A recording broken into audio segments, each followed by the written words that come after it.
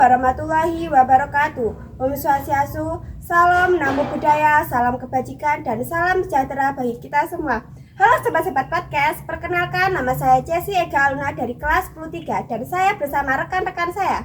Saya Galil Brianti, saya Siva Cahya Bening, saya Mijana Fabriana Meko, saya Puspita Landari, saya Satria Setianggur Budi, saya Ringo Putra Praitno, saya Denis Bima Putra.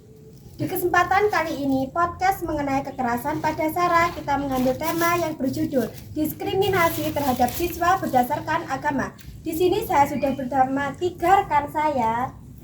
Saya Siva Cahya Bening, saya Mijana Fabriana Meko, saya Puspita Landari.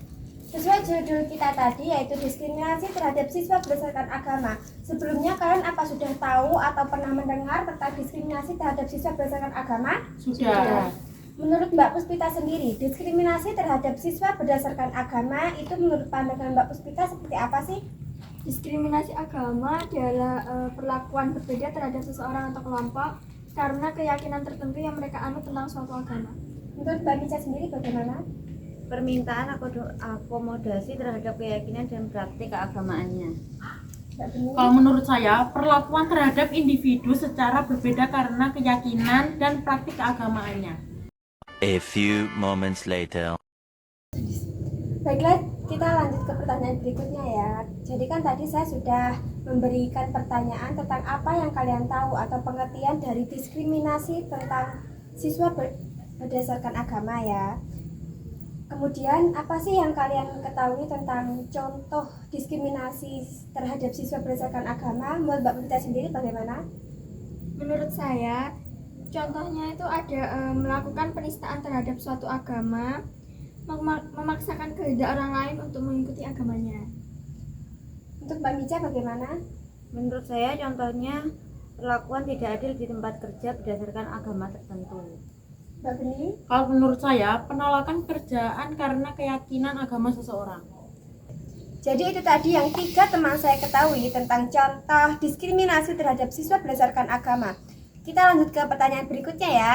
Jadi saya tadi sudah menanyakan tentang apa yang kalian ketahui tentang contoh diskriminasi terhadap siswa berdasarkan agama ya. Ya. Kemudian untuk pertanyaan berikutnya, apa yang menyebabkan terjadinya diskriminasi agama menurut kalian masing-masing?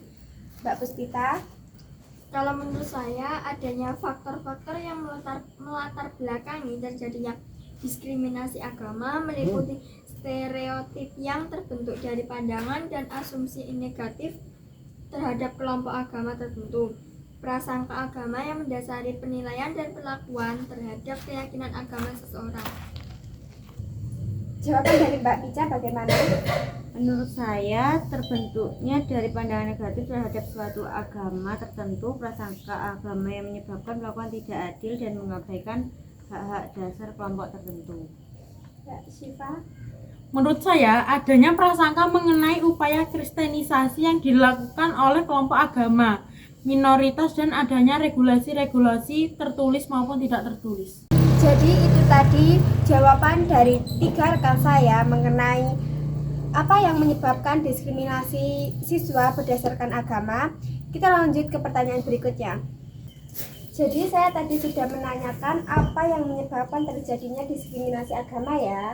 Lalu untuk pertanyaan berikutnya, bagaimana dampak dari diskriminasi agama sendiri? Menurut pandangan Mbak Puspita itu bagaimana? Menurut saya, berkurangnya atau terhapusnya pengakuan, penikmatan, atau penggunaan hak-hak asasi manusia dan kebebasan-kebebasan pokok di bidang politik, ekonomi, sosial, budaya, sipil ataupun lainnya oleh kaum perempuan dan oleh penganut agama atau kepercayaan. Menurut pandangan Mbak Mica sendiri tentang pertanyaan berikut itu bagaimana?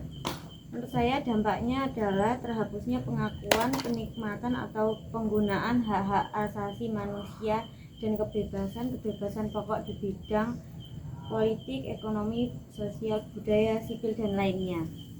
Itu kayaknya tadi sama kayak Mbak Puspita ya? Iya, seperti itu, berarti sama aja. jawabannya sama ya.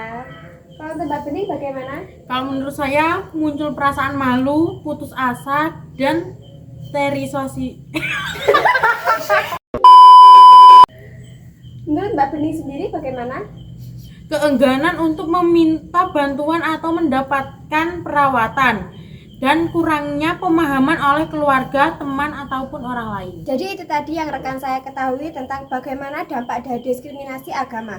Kita langsung lanjut ke pertanyaan berikutnya, dan ini adalah pertanyaan yang terakhir. Pertanyaan terakhir ini saya akan menanyakan, kan tadi saya sudah menanyakan beberapa hal yang terhitung basic ya untuk kalian jawab ya. Jadi saya akan menanyakan bagaimana jika kita menjadi korban diskriminasi tersebut. Menurut Mbak Puspita bagaimana? Di sini saya akan bercerita sedikit ya. Iya. Saya kan muslim, agama saya Hindu. Selama sekolah dari SD sampai SMP sudah sering mendapatkan bully dan diskriminasi yang berhubungan dengan agama saya.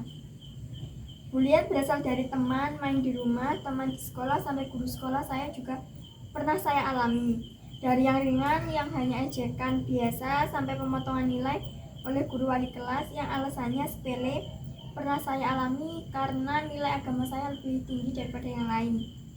Kalau dimasukkan rapot sesuai nilai agama saya, nanti saya yang jadi juara kelas. Akhirnya nilai agama dari yang tadinya 9 berubah jadi 6. Sejak saat itu saya tidak pernah ambil pusing kalau ada orang yang membuli dan mendiskriminasi saya karena agama saya. Karena saking cueknya saya dan mungkin karena saking seringnya mengalami hal-hal seperti itu, saya jadi kebal sendiri. Jadi kan saya ingin bertanya ya sedikit ya. Jadi kan tadi Mbak Puspita bercerita kalau sering diejek. Apakah Mbak Puspita tidak lapor ke guru atau tidak lapor ke orang tuanya Mbak Puspita sendiri? Kalau lapor ke guru itu tidak ya, karena guru saya juga ikut membuli saya. Kalau saya ya biasanya curhat ke ibu, tapi ibu saya cuma berkata seperti ini.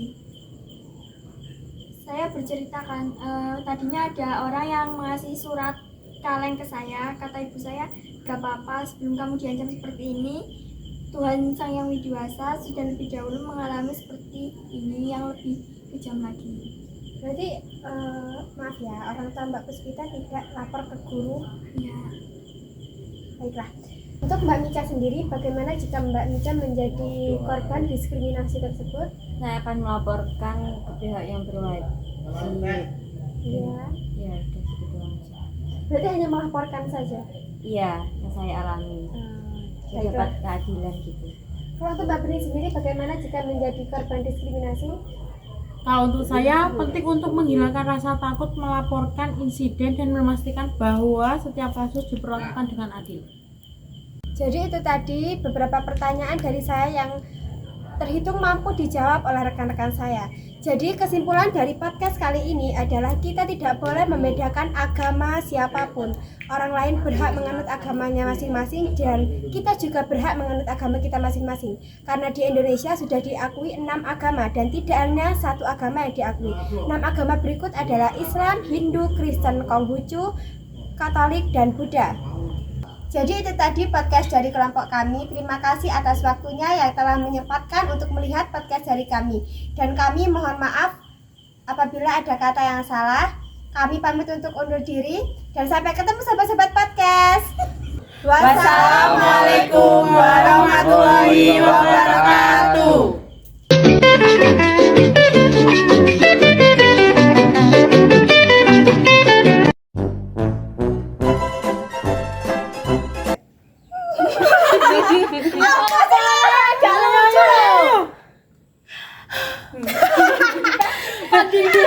Jane sing nyanyi cawe wedok. Yo saya. Aku kecuman sih gila. Aku marin dadi MC ne yo. Ya ndak. Ah kita. Assalamualaikum. Ada nanti. Assalamualaikum warahmatullahi wabarakatuh. Waalaikumsalam.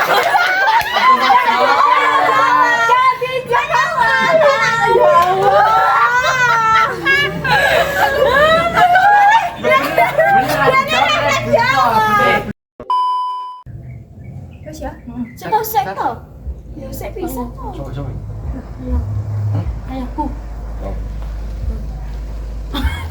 Ini melu. Bisa keren ya? Bisa keren. Udah Dan. Gak boleh digeret kan? Rancangan. Wah, Rancangan tanggane lho.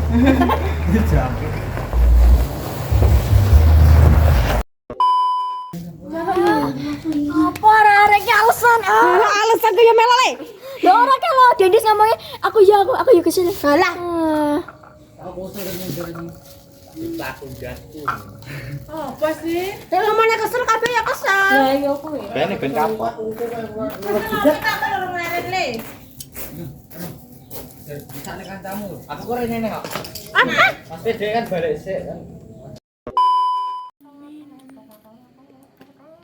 Aduh, siapa yang mau des maghrib banget. Anjing ganteng.